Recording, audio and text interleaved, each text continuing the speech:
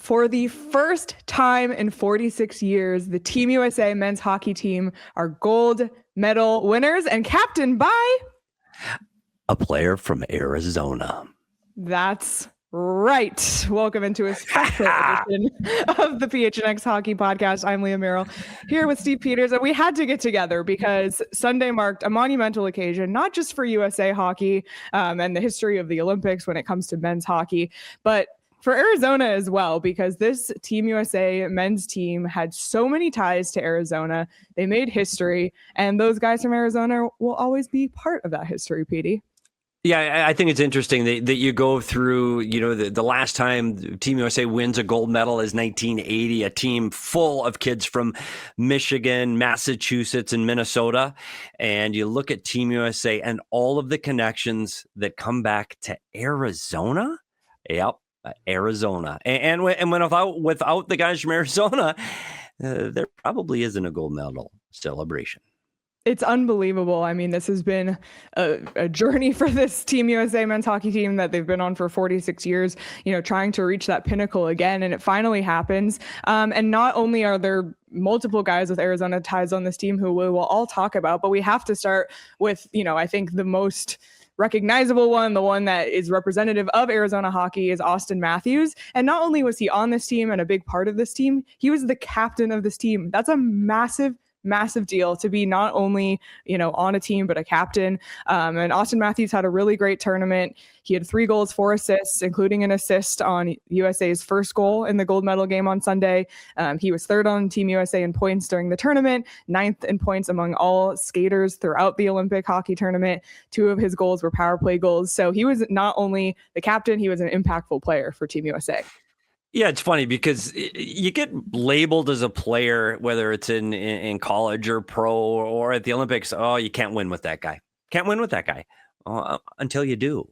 And I think one of the interesting things came after the Olympics on how many of the players for Team USA came to the aid of Auston Matthews. Like, hey, dude, Toronto, pay attention. Like, this guy's a winner. It's not the player. And I think it was important for his legacy. I really do.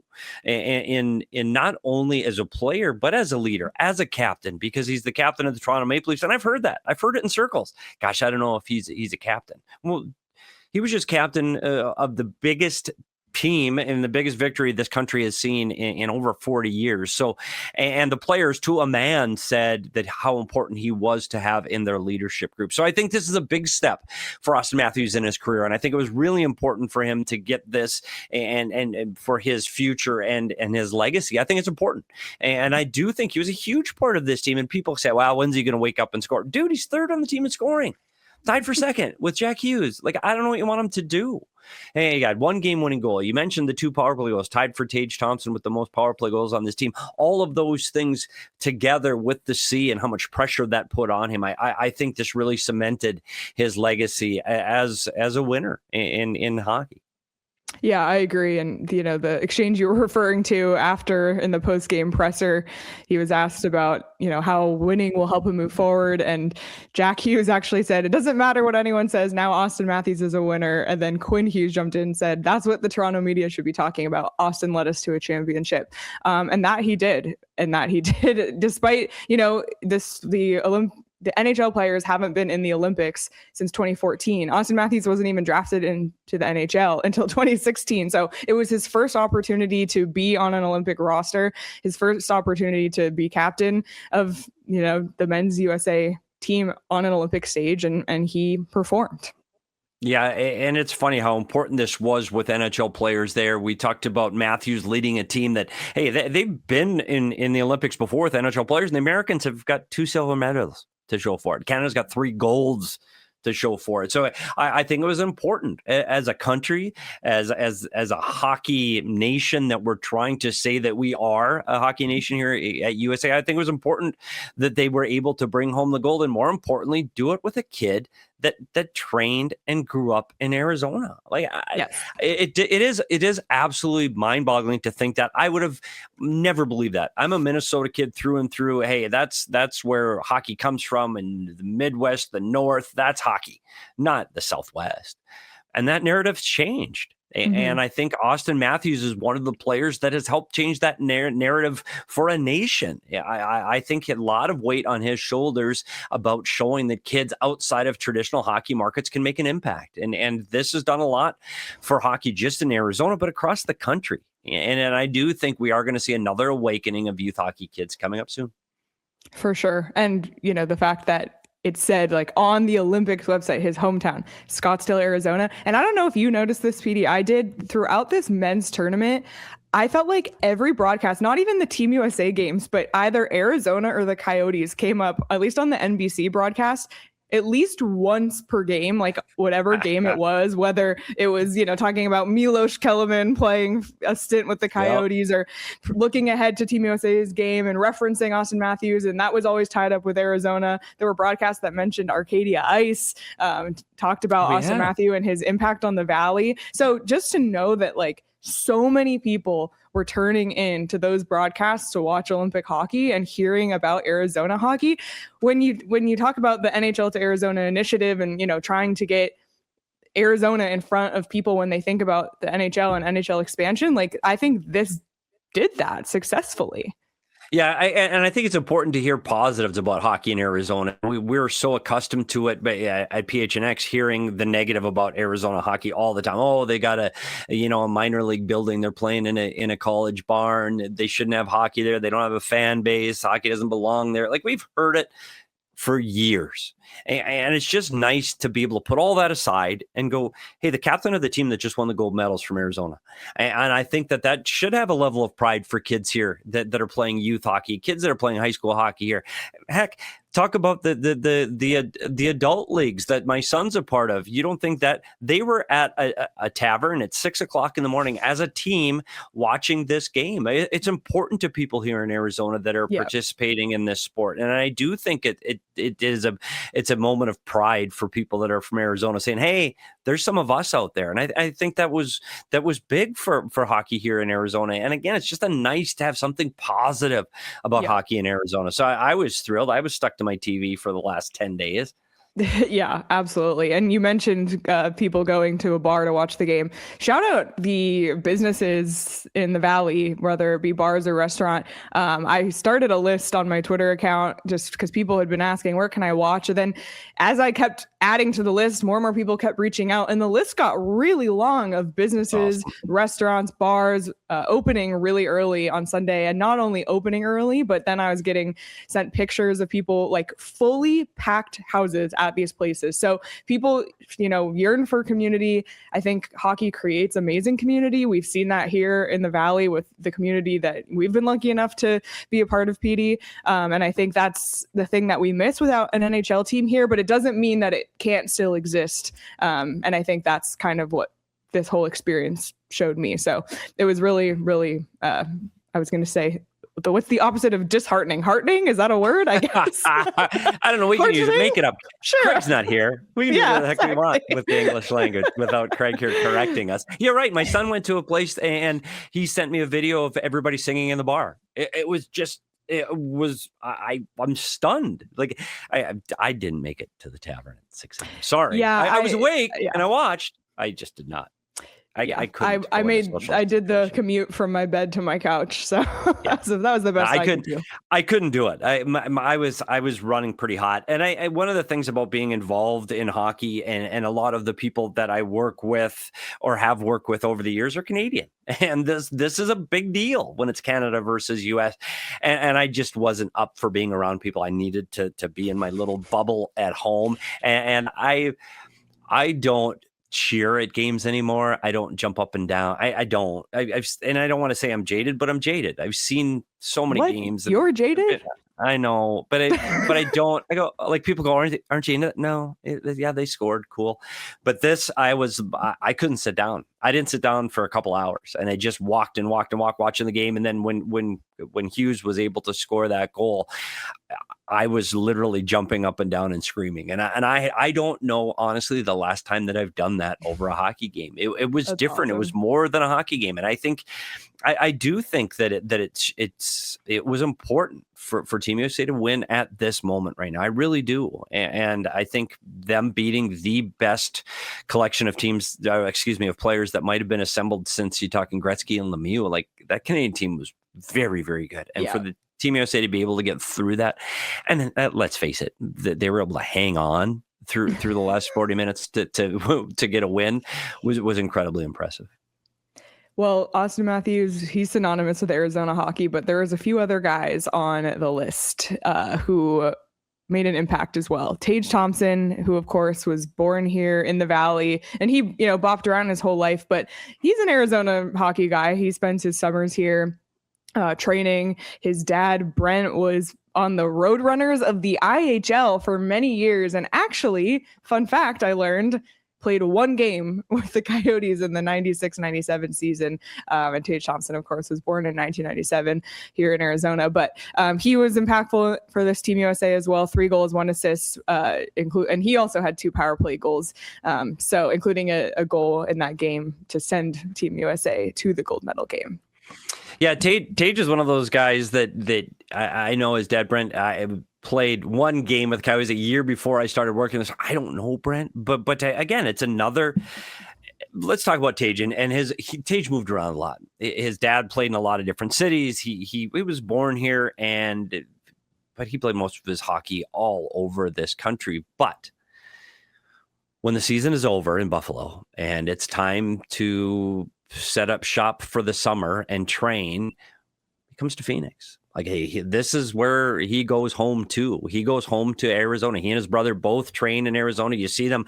You can go to the ice down in Scottsdale and see them on the ice skating. This is home. And so even though he might have trained and gone to high school and college elsewhere, when it's all said and done, he still comes back to Arizona. And I'm going to continue to claim Tage Thompson as an Arizonan, and his impact on this team was most notable on the power play. Again, he tied Auston Matthews with 2 power play goals. So reiterate, Leah, the top 2 power play goal scorers for Team USA were Auston Matthews and Tage Thompson, both from Arizona.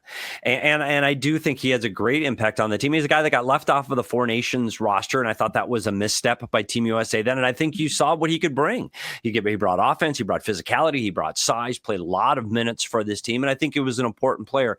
And again, all of his ties come back to Arizona. So I just can't state enough how important this Olympics was to this state, just like 1980 was to my home state of Minnesota. We had so many Minnesotans on the team that I felt I attached myself to Paul Broughton and Bill Baker and those guys. Like they were close enough to be, hey, I can do that. They're from small town Minnesota. I can do that. And that's what kids in Arizona can feel now. He skated on the exact same ice I skated on. Auston Matthews, Tage Thompson, both played here. Yeah. I can do this. I can play in the Olympics. I can play major college. I can play in the NHL. And you know what? It's good to instill that dream in these kids. And I would never say that it's not going to happen again from Arizona. I would never say that the next great American hockey player can't come from Arizona. Yeah, I mean, we've already seen it happen before. And it was really cool because on Sunday night, Tage Thompson posted on his Instagram story a great photo of him, Auston Matthews, and Clayton Keller, all with their gold medals around their neck, and he just put AZ on the picture, which I thought was really awesome. Those 3 guys, obviously we'll talk about Clayton Keller in a moment, but not from here, but played here for a very long time with the Coyotes and calls Arizona home still. He comes here in the off season as well. Still has his house here. So that was really, really really special for me to see that last night. And, I've kept quiet about my Team Canada allegiance because I'm a dual citizen, as many people might know. I was cheering for Canada, but when the game ended how it did, I was able to put that aside and focus on how cool it was to have, because yes, I'm Canadian, but I have so much pride for Arizona hockey. I think that's been made clear over the years. And that was just really cool to see. And to see Tage acknowledge that on his social media was just unbelievable. So that was awesome. And just to wrap up the list, we have the Tkachuk brothers. Obviously, they call St. Louis home, but they were both technically born in Scottsdale because their father, Keith Tkachuk, of course, was a longtime Phoenix Coyote and was playing here at the time both of those guys were born. Also, of course, impactful players on the USA team. Matthew had 6 assists, Brady 3 goals, 2 assists, and was +8 notably as well. Had quite a few penalty minutes as well. But the Tkachuks, I think, are just a staple of the Team USA team at this point. Yeah, I think their impact was different than it was in Four Nations. I think with the elimination of fighting that we didn't see in the Olympics that we did see in Four Nations, I think that changed the strategy for the Tkachuk brothers. And let's face it, Matthews just getting off of major surgery from last summer, missed most of this season, has only played 10 games, coming back just before the Olympics. But his impact, again, is... sorry to say this, people don't like Matthew Tkachuk if you play against Matthew Tkachuk. Not sure if you noticed that, but the opponents do not like him.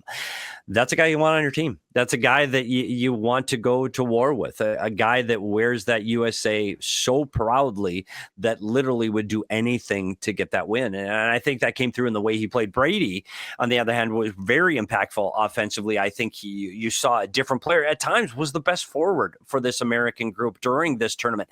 And have both of those kids, again, they were born here and they were little kids running around the Coyote locker room when they were 2, 3, 4 years old. And you were there, PD, for that. I was, and they were trouble. They were trouble even back then. They were trouble. And I tell you what, to think that those guys went on to be the face of American hockey, just it's absolutely amazing. But it's what Keith was. Keith was one of the greatest American players. He's the greatest American-born player that's not in the Hall of Fame. I'll say that for sure. And by the way, Hall of Fame voters that I'm sure are all listening to this show, Keith Tkachuk should be in the Hall of Fame. But he played with that same kind of passion. He played with that same grit. He played with that same mouth. He was a tough player to play against. And it's transferred right to his kids, and they played with that same grit, that same style. And you're right, they still have great things to say about Arizona. And when you see their connections to this city, yeah, I know they're St. Louis kids and they trained and they grew up there, but we're going to claim them. We're claiming them for the show, that the Tkachuk boys born in Arizona. We are going to take them for the purpose of the show. And again, incredibly proud of what the Arizona Connection players had been able to do at the Olympics. Yes. And last but not least, Clayton Keller, longtime Coyote. I think he's someone, when you think about a Coyote, at least in modern times, you think about Clayton Keller now with Utah, of course, and he didn't play as big of a role on this Team USA roster. He just played 4 games, had no points. His average time on ice per game was just under 5 minutes. But still, I was so pleased for Clayton Keller to both make this team and to win gold. I know that he just lost his dad a few months ago, so that had to meant a lot to him. And it's really cool to see a guy like Clayton Keller, get to wear the Team USA jersey on a stage like this. Yeah, and he was a big key to last year's World Championship gold medal, the first time the Americans had ever won that medal at the World Championships in 100 years. And so it was a big deal. And I think his ability to play on that stage, and he was a big impactful player during the World Championships, I think that opened the door to put him on this roster. And the truth is, with a player like Clayton Keller, he's an offensively talented kid that plays top 6 minutes, and he adds offense to a team. He's a power play player. And Team USA was built different. Team USA was built top 6, bottom 6. Canada was built 4 lines of offensive threats. And because the team was built different, it's hard to play Clayton Keller on a 4th line role with guys like Trocheck and Miller, because it's not the right fit. And I think if you would have seen an injury with the top 6, I think Clayton Keller moves up and plays a bigger role. But I know he's still a huge part of this team, and you could see that in the celebrations. You could see that he is a part of this team. And I tell you what, if you played 38 seconds in the gold medal game to win a gold medal for Team USA, you played 38 seconds more than the rest of us. And yep. he was a part of it, and he was a part of the practice. He was part of the motivation. He was part of that locker room. And I do think he was a big part of, might not have been on the ice, but off the ice, most certainly. And you talked about his dad, but Clayton talks a lot about his grandpa and his dad and how important they are to him and his life, both on and off the ice. And I think this was a big celebration for the Keller family that he was able to bring this gold medal home, and really show what his effort and his work ethic has been to to show this to his dad. And I think this was, this is great for his father's memory. And I'm really proud of Clayton. He's a wonderful kid. And I'm so happy that he got the opportunity to represent his country here. And you always wondered, as they built the roster, was Clayton Keller going to be on or left off this team? And he started as the 13th forward for the first 2 games, and he found his way, the 14th forward, and found his way onto the bench for the last 4 games. So good for Clayton Keller, and really proud he was able to bring this gold medal, and he can bring it to his house here in Arizona.